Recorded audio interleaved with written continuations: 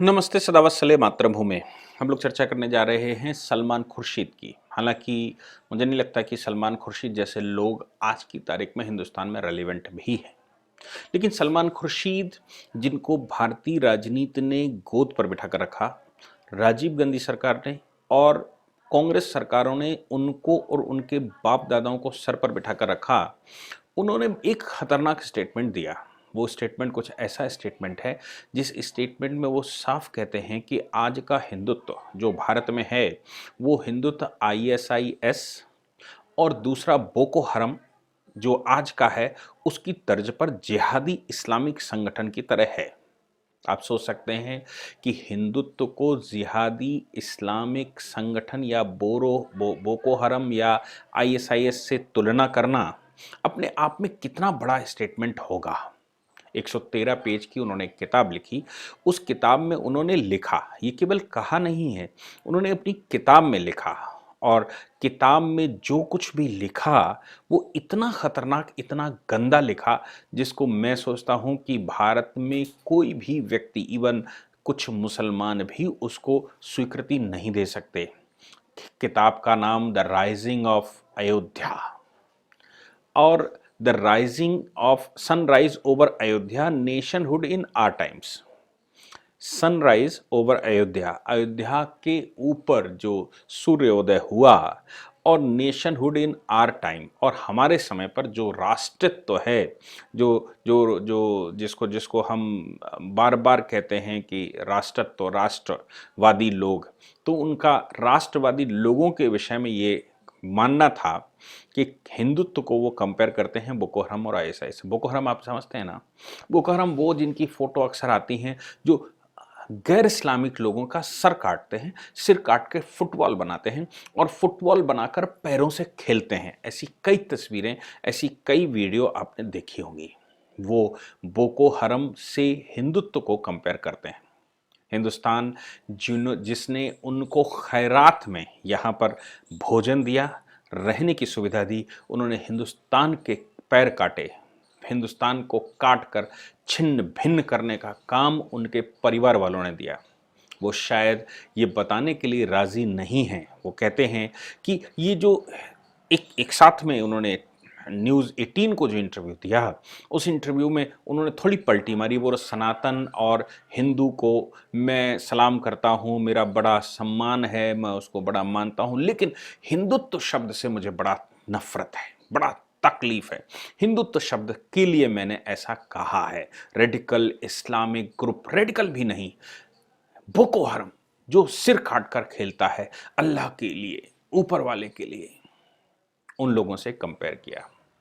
शायद वो ये ना बताना चाहें कि उनके बाप दादाओं का इतिहास क्या है। मैं अगर कहूँ मेरे अपने शब्दों में, माफ़ करिएगा अगर किसी को इस बात से बुरा लगे, तो मेरे अपने शब्दों में अगर हिंदुस्तान की सबसे बड़ी गद्दार फैमिली कोई रही तो वो सलमान खुर्शीद की फैमिली है। और उसको आश्रय देने वाली कांग्रेस, मैं उसको भी यही कहूँगा कि वो भी उसी कैटेगरी में, ये नकली गांधी नेहरू परिवार, ये भी उसी कैटेगरी में आता है। इतिहास जानेंगे तो आपको अपने आप पता लगेगा। ये खैबर पख्तून के रहने वाले एक परिवार के व्यक्ति हैं। पख्तून जाति से इनका नाता है, वहाँ से इनके नाना जाकिर हुसैन के पिता पहले हैदराबाद गए और हैदराबाद से उत्तर प्रदेश के फर्रुखाबाद जनपद, फर्रुखाबाद मैं इसको कहता हूँ 1713 के बाद, उससे पहले इसका नाम अपराकाशी था, उससे पहले इसका नाम पांचाल हुआ करता था और कभी स्वर्गद्वारी क्षेत्र हुआ करता था। तो अपराकाशी के, अपराकाशी कहना ठीक नहीं होगा, इनके नाम के साथ जोड़ना ठीक नहीं होगा, फर्रुखाबाद ही जोड़ते हैं क्योंकि ये फर्रुखाबाद के जन्म है। फर्रुखाबाद में फारूक शेर के शासनकाल में फर्रुखाबाद बना और जिसने बनाया उसके बेटे का नाम कायम खां था, जिसके नाम से कायमगंज बसा और कायमगंज में इनके पिता का जन्म हुआ। जाकिर हुसैन पढ़ लिख कर 1926 में 1926 में अलीगढ़ मुस्लिम यूनिवर्सिटी के वाइस चांसलर बने। हम सब जानते ही हैं कि हिंदुस्तान के विभाजन के पीछे अगर आप मुस्लिम लीग का नाम लेते हैं तो मुस्लिम लीग से ज़्यादा अगर किसी ने खतरनाक काम किया साइलेंट वे में तो वो अलीगढ़ मुस्लिम यूनिवर्सिटी हुआ करती थी। अलीगढ़ मुस्लिम यूनिवर्सिटी के प्रोडक्ट पाकिस्तान में जो सरकार बनी उस सरकार में 90% लोग अलीगढ़ मुस्लिम यूनिवर्सिटी के छात्र थे। अलीगढ़ मुस्लिम यूनिवर्सिटी के 1926 से लेकर 1948 तक वो परतंत्र भारत में वाइस चांसलर रहे। उसके बाद उनके भतीजे वाइस चांसलर रहे, उनके सगे भतीजे वाइस चांसलर रहे और उनका एक भतीजा इस यूनिवर्सिटी में एएमयू में वाइस चांसलर रहा और जामिया मिलिया की स्थापना भी जाकिर हुसैन ने की थी, क्योंकि उनको इस्लाम बढ़ाना था, उनको हिंदुस्तान का विभाजन करना था, इसलिए जामिया मिलिया की स्थापना जाकिर हुसैन ने की। लेकिन जामिया मिलिया अलीगढ़ मुस्लिम यूनिवर्सिटी की एक उप यूनिवर्सिटी की तरह बनी थी। बाद में उसको दिल्ली ले जाकर इसलिए बैठाया गया क्योंकि दिल्ली से सारी गतिविधियां चलनी थी। आज भी जामिया मिलिया इस्लामिया और एएमयू की भूमिका देश में देख ही रहे हैं। खैर ये तो ऐसा इतिहास है जिसके बारे में कुछ विशेष चर्चा करने लायक नहीं, लेकिन जो चर्चा करने लायक है वो विषय मैं आपको बताता हूं। जाकिर हुसैन 7 भाई हुआ करते थे। 7 भाई में से 5 भाई पाकिस्तान चले गए थे। उनका जो सबसे छोटा यंगर भाई था वो अलीगढ़ मुस्लिम यूनिवर्सिटी का वाइस चांसलर बाद में हो गया स्वतंत्र भारत के बाद, और उसका एक भाई जामिया मिलिया का वाइस चांसलर हो गया। मतलब मैं कहना चाहूं तो जाकिर हुसैन 1926 से 48 तक, मैं आपको इसलिए 1926-48 पर जोर दे रहा हूं क्योंकि मुस्लिम लीग ने भारत डायरेक्ट एक्शन और पाकिस्तान बनाओ, पाकिस्तान का नारा और पाकिस्तान अलग करके रहेंगे, ऐसा इसी पीरियड में तय किया था। यहाँ तक कि जिन्ना भी जो कांग्रेसी थे, जो स्वराज पार्टी के सदस्य हुआ करते थे, वो भी 1930 में मुस्लिम लीग के साथ जुड़े और अलीगढ़ मुस्लिम यूनिवर्सिटी जिसके वाइस चांसलर जाकिर हुसैन हुआ करते थे वो एक अहम भूमिका में थी पाकिस्तान बनाने के। आज भी अलीगढ़ मुस्लिम यूनिवर्सिटी उसी भूमिका में है, जबकि अलीगढ़ मुस्लिम यूनिवर्सिटी के 80% प्रोफेसर आज़ादी के बाद पाकिस्तान चले गए थे। सलमान खुर्शीद शायद ये नहीं बताएंगे कि उनके नाना की क्या भूमिका रही। कौन से नाना? जाकिर हुसैन केवल नहीं, उनके जो सबसे यंग नाना थे महमूद हुसैन, महमूद हुसैन पाकिस्तान चले गए। महमूद हुसैन कश्मीर अफेयर्स के मिनिस्टर बने। जम्मू कश्मीर पर जब हमला हुआ तो ये संभव है कि उनके ही नेतृत्व में मार्गदर्शन में हुआ। बाद में महमूद हुसैन एक इनके दूसरे और भाई, उनके बेटे का नाम रहीमुद्दीन, जो मैं कहूँ कि जाकिर हुसैन के भतीजे हो गए, जाकिर हुसैन के भतीजे हो गए। रहीमुद्दीन पाकिस्तानी आर्मी के ज्वाइंट चीफ ऑफ स्टाफ बने, वो वहाँ मेजर जनरल बने और उन्होंने ही उनके ही समय पर जब वो उसमें अपने चरम पोस्टों पर थे, हिंदुस्तान पर 47 का हमला हुआ और हिंदुस्तान पर 65 का हमला हुआ। और आप सोचिए कि जब 65 का हमला हुआ तो 65 के हमले के दौरान यहाँ यहाँ हिंदुस्तान में जाकिर हुसैन वाइस प्रेसिडेंट हुआ करते थे। उनका एक भतीजा जो हमला कर रहा है हिंदुस्तान के ऊपर, और हिंदुस्तान का वाइस प्रेसिडेंट जाकिर हुसैन है। क्या कांग्रेस को ये मालूम नहीं होगा? क्या कांग्रेस या किसी और को ये पता नहीं होगा? इसके अलावा जब आगे का और 71 का युद्ध हुआ तो 71 का युद्ध से पहले 1967-1969 में जाकिर हुसैन की मृत्यु हो गई थी। उनको अवार्ड और दिया गया। जब 65 का युद्ध हुआ, 65 के युद्ध के बाद 67 में उनको अवार्ड देते हुए भारत का प्रेसिडेंट बनाया गया जाकिर हुसैन को। जो कश्मीर मामलों के अफेयर्स मिनिस्टर रहे वहां से, जो मेजर जनरल रहे, जो जनरल रहे, जो ज्वाइंट चीफ ऑफ स्टाफ्स रहे और जिनके नेतृत्व में हिंदुस्तान पर बारंबार हमले हुए, वो जाकिर हुसैन का सगा भतीजा था। और इधर जाकिर हुसैन, खुर्शीद आलम खां, जाकिर हुसैन का एक भाई और एक भतीजा।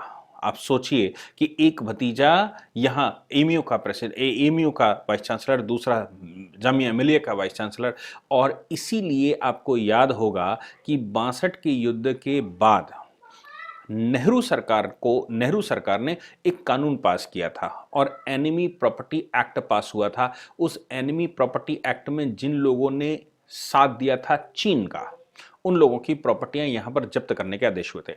65 की लड़ाई में जिन लोगों ने साथ दिया था पाकिस्तान का, उनको ऊपर भी इंदिरा गांधी ने बाद में एनिमी प्रॉपर्टी एक्ट लागू कर दिया था और एनिमी प्रॉपर्टी एक्ट के तहत उनकी सारी प्रॉपर्टियां भारत में जब्त कर ली गई थी। यहां तक कि ये जो सलमान खुर्शीद साहब है ना, जिन्होंने ये लिखा है, सलमान खुर्शीद अपने एक चचेरे भाई को भारत में माइग्रेट करने के लिए भी दोषी माने जाते हैं। वो भारत में जो उनकी कायमगंज में पैतृक प्रॉपर्टी थी, जो एनिमी प्रॉपर्टी हो जानी चाहिए थी 68 के कानून के अनुसार, वो पूरे के पूरे कायमगंज क्षेत्र में जहां इनकी नवाबी हुआ करती थी, उस पूरे क्षेत्र की प्रॉपर्टी एनिमी प्रॉपर्टी हो जानी चाहिए थी। एनिमी प्रॉपर्टी घोषित करने के बजाय सलमान खुर्शीद ने एड़ी चोटी का जोड़ लगाते हुए अपने एक रिश्तेदार को पाकिस्तान से हिंदुस्तान में शिफ्ट किया, उसको बाद में हिंदुस्तान में बड़ी पोस्टें दिलवाईं। और इनके ही समय पर, मैं उस समय की बात करता हूं जब राम मंदिर आंदोलन शुरू हुआ, तो इनके ही समय पर जब सलमान खुर्शीद बैठे थे सत्ता पर, उसी समय पर भारत में भारत विभाजन शक्तियां, बाबरी मस्जिद, ये वो सब शुरू हुआ था। सलमान खुर्शीद शायद ये बताने के लिए राजी नहीं हैं कि हिंदुस्तान का अगर सबसे बड़ा गद्दार परिवार, मैं सलमान खुर्शीद के ऊपर एलिगेशन इसलिए नहीं लगा सकता क्योंकि मेरे पास उनका कोई डेटा ऐसा नहीं है, लेकिन उनके परिवार जो हिंदुस्तान का सबसे बड़ा दुश्मन रहा, महमूद हुसैन जो मुस्लिम लीग का सबसे बड़ा सक्रिय उत्तर प्रदेश का लीडर था, जिसने मारकाट की हो इन जाकिर हुसैन का सगा सबसे छोटा भाई, और आप सोच सकते हैं कि क्या चला होगा।